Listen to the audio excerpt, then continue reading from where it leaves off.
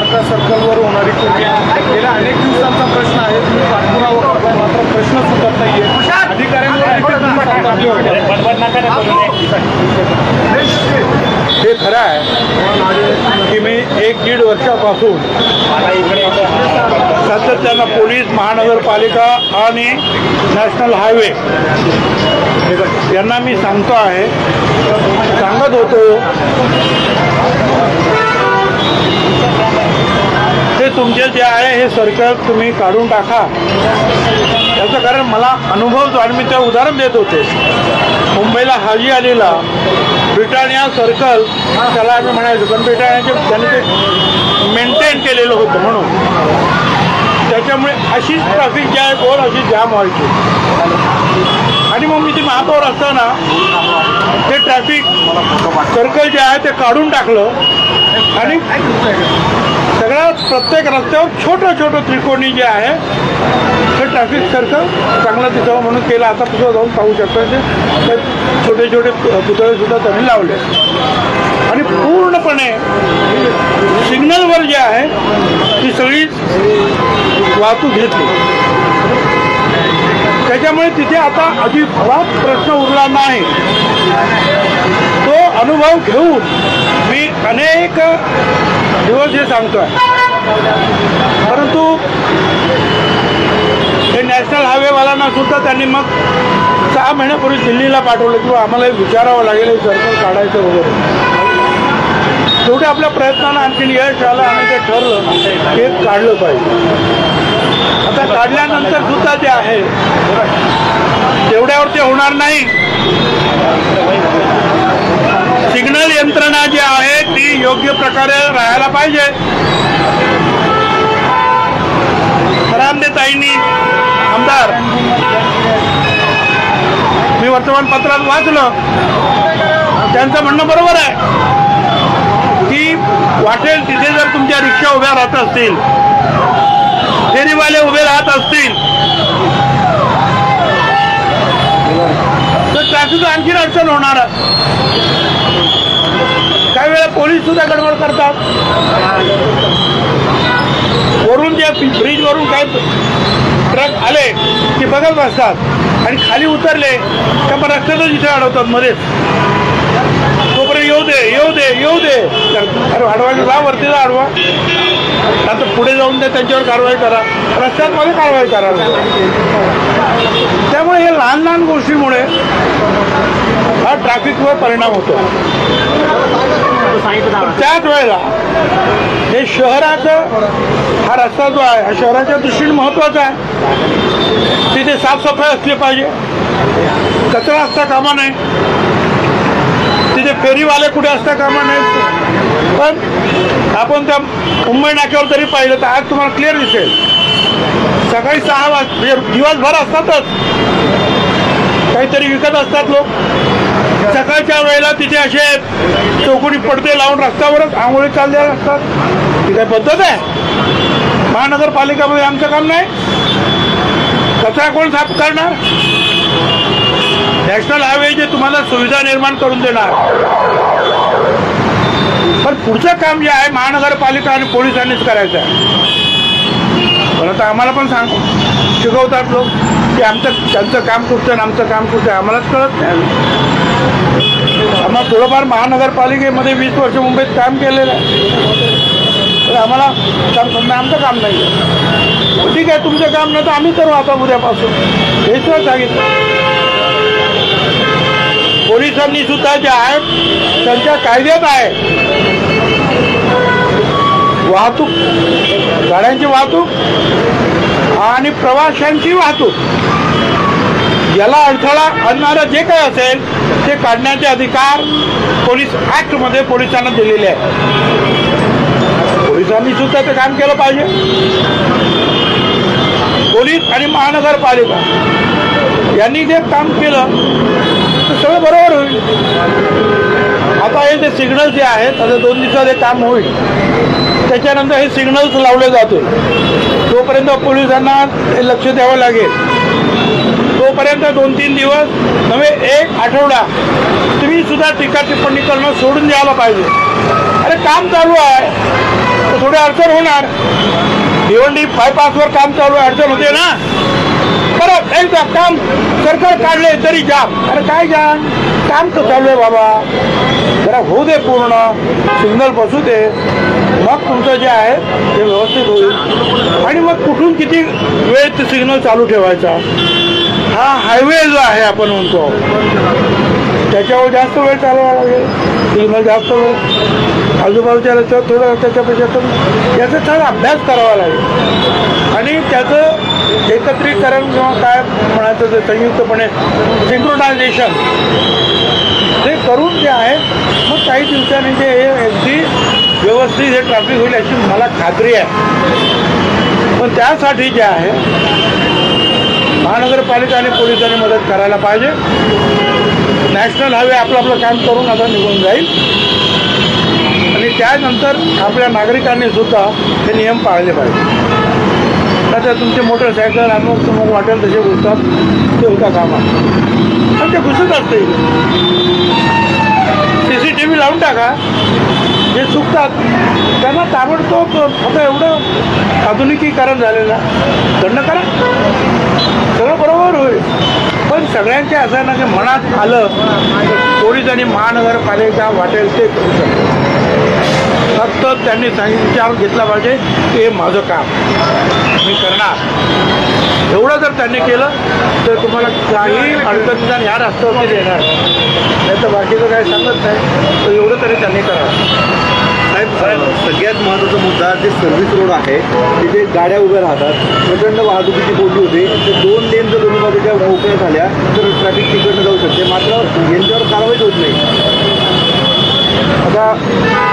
आताच मी सांगितलं व्हेहिक्युलर आणि पेडेस्ट्रियन जे आहे ट्रॅफिक क्लिअर ठेवणं पोलिसांची ड्युटी आहे.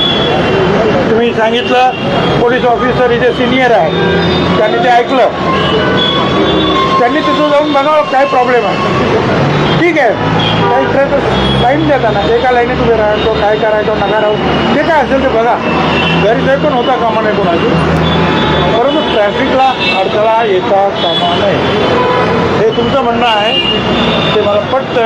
आणि मी तुम्हाला आता एक DCP साहेब आहेत त्यांना ते ऐकलेलं आहे. शहराच्या दृष्टीनं अतिशय महत्त्वाचा असलेला हा निर्णय. एक मंत्री ज्यावेळेला येतात त्यावेळेला प्रमुख सगळे अधिकारी उपस्थित असणं महत्त्वाचं आहे. त्या ठिकाणी जर बघितलं तर कुठले प्रमुख अधिकारी दिसत नाही आहे. शहराच्या दृष्टीने त्यांच्या जिव्हाळ्याचा हा विषय वाटत नाही. त्यांना वाटत नाही. त्यांना अतिशय खूप काम असतं, डेव्हलपमेंटचं एवढं काम असतं की त्यांना अनेक अधिकाऱ्यांना सगळ्यांना जे आहे मानस हॉटेलमध्ये जाऊन चर्चा करावी लागते, तिथे वेळ काढावा लागतो त्यांना. आणि दिवसभर वेळ तर संध्याकाळी पण जातात तेवढी. तर हे सगळं काय माहिती आहे मला, त्याच्यामध्ये फार बिझी आहे. पण मला त्याची काही गरज नाही आणि मी मंत्री म्हणून आलोच नाही. मी नाशिकचा नागरिक म्हणूनच प्रयत्न करतो आहे. आमदार असेल नसेल, मंत्री असेल नसेल, पण जो काय माझा अनुभव आहे मुंबई शहरात या सगळ्या गोष्टीचा, त्या दृष्टीने मी माझे मत मानतो. आणि पोलिसांचे आणि म्युन्सिपाल्टीचं हे काम आहे, त्यांनी करायला पाहिजे. नाहीतर काय शेवटी काय लोकशाही आहे, रस्ता आपला, मंत्रीपद नंतर बघू काय करायचं ते. भुयारी मार्ग 6 महिने झाले बंद आहे. भुयारी मार्ग राहू द्या, तो पण राहू दे, तो प्रश्न आहे. तो आता वेगळा पण बसून त्या भुयारी मार्गाचा काय उपयोग होणार आहे का? काही लोक मोटरसायकल त्याच्यातून पाठवा. आता मोटरसायकल त्याच्यातून पाठवली आणि ती अशी वरती येताना ती साहजिकच त्याला ॲक्सिलेटर देणार, वरती चढायची. आणि ती वरती चढली आणि तिकडून ट्रक आला तर झालं कल्याण. काय करणार तुम्ही? पर्यायी व्यवस्था करायच्या वेळी त्यांना पावसाच्या पाण्यामध्ये जास्त. हा, पण त्याच्यामुळे जे आहे काय करायचं हे पोलीस आणि म्युन्सिपाल्टी आम्ही बसून ठरवायला पाहिजे. हे ठेवायचं की नाही ठेवायचं, का पाडून सरळ रस्ता करून रस्ता मोठा करून मोकळं व्हायचं, किंवा मग त्याच्यात काय उपयोग करायचा तो उपयोग करू. काहीतरी करायला पाहिजे, नाही तर काही उपयोग होत नाही. साहेब, मुंबई नाका परिसरामध्ये जे अनधिकृत लोकांनी संसार टाकलेला आहे त्यांची बातमी करण्यासाठी गेल्या आता ते लोक फोटो काढतात आणि धमक्या देतात, अंगावर देखील जाऊन जातात. यांची जी कंप्लेंट आहे ती पोलिसांना केली तरी त्यांना त्यांच्यावर कुठल्याही पद्धतीची कारवाई करण्यात आली नाही. पत्रकारांना सुद्धा ते जुजोरपणानं त्या ठिकाणी उत्तर. ठीक आहे, मग यासाठी जे आहे जर पोलीस आणि म्युन्सिपाल्टी कारवाई करत नसेल तर तुम्ही सगळ्यांनी तयार व्हा, मी रस्त्यावर बसायला तयार आहे. ठीक आहे, बघू ना. शेवटी काही नाही तर आपला रस्ता तो आपला आहे ना, लोकशाही बसू ना आपण.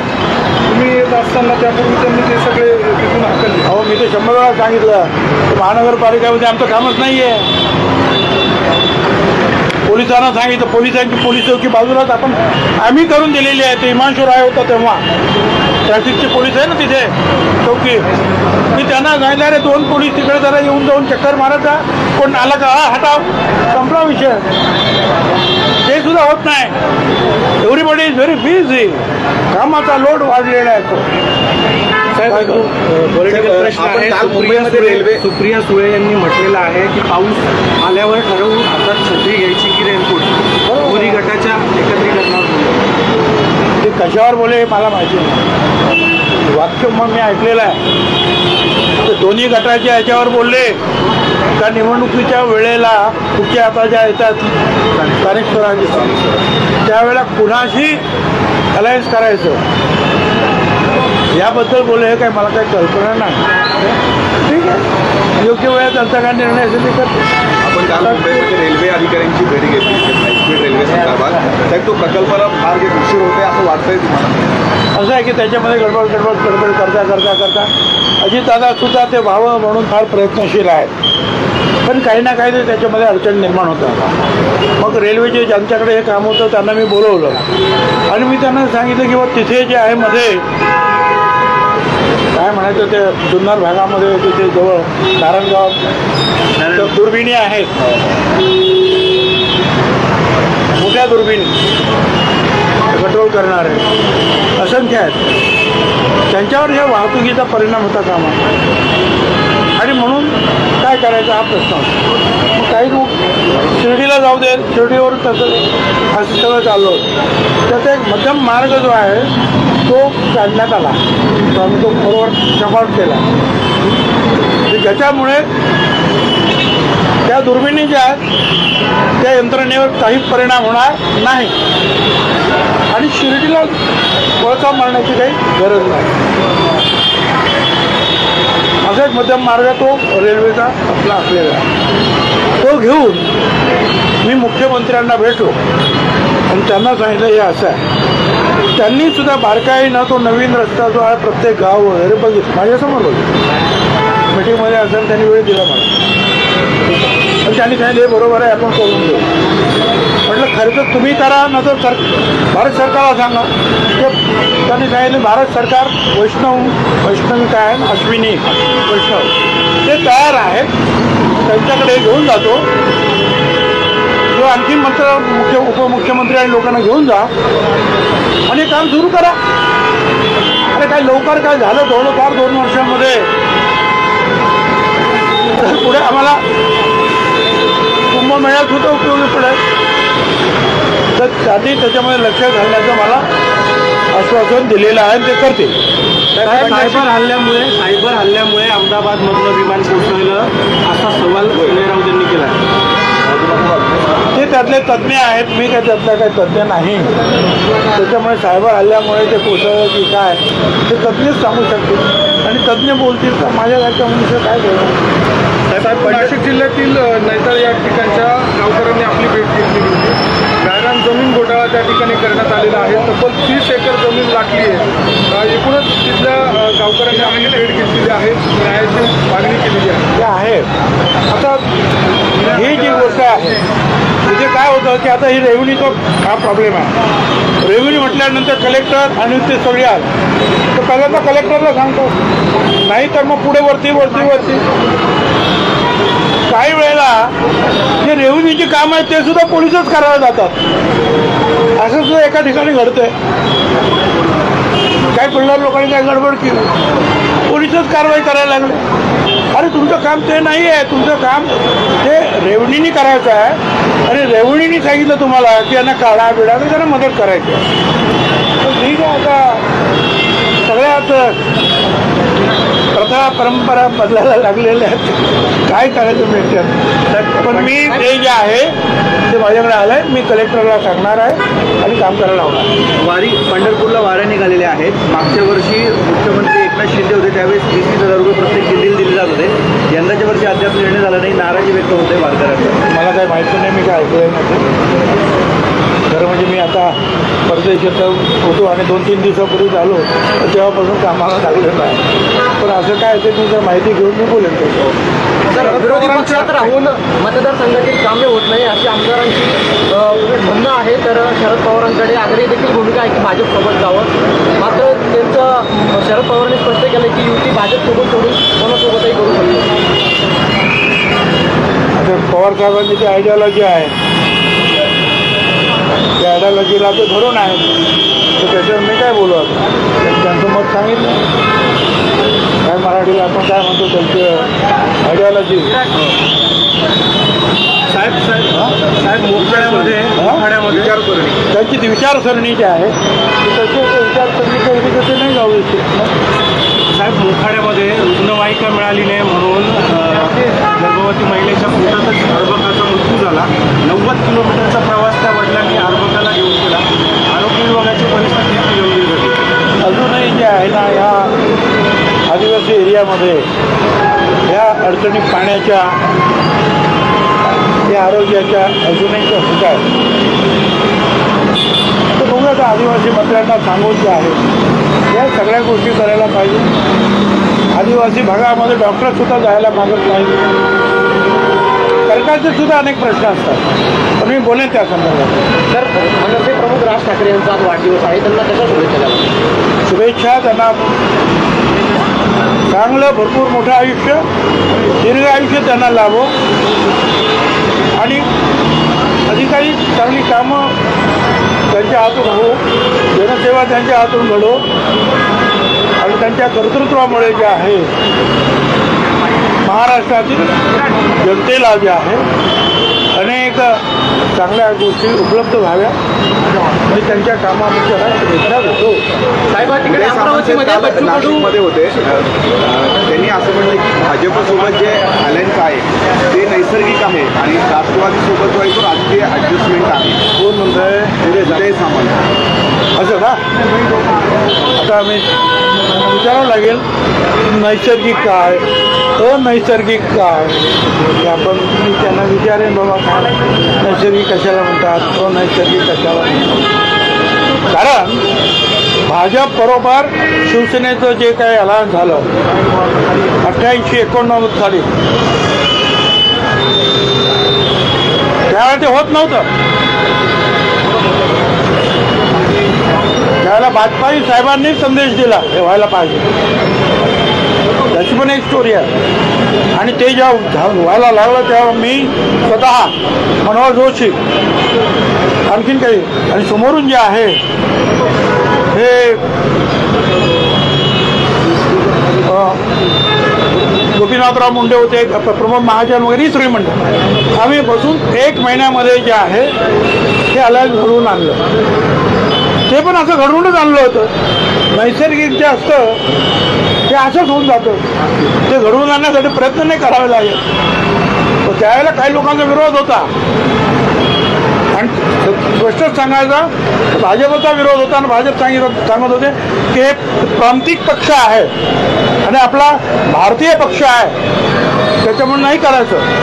परंतु वाजपेयी साहेबांनी संदेश दिला बाळासाहेबांना आणि आम्हाला, आणि त्यांचे शब्द हे होते कि बाला साहब आपके पास भुजबल है तो हमारे पास बुद्धिबल है, हम दोनों एक हो जाएंगे तो चमत्कार हो जाएगा. त्यातून एक संदेश, भुजबल म्हणजे तुमच्याकडे शक्ती आहे आणि आमच्याकडे युक्ती आहे. शक्ती आणि युक्तीचा संगम होईल. त्यानंतर जे आहे सगळं वातावरण निवळलं आणि सगळं एकत्रीकरण झालं. आता ते नैसर्गिक व्हायला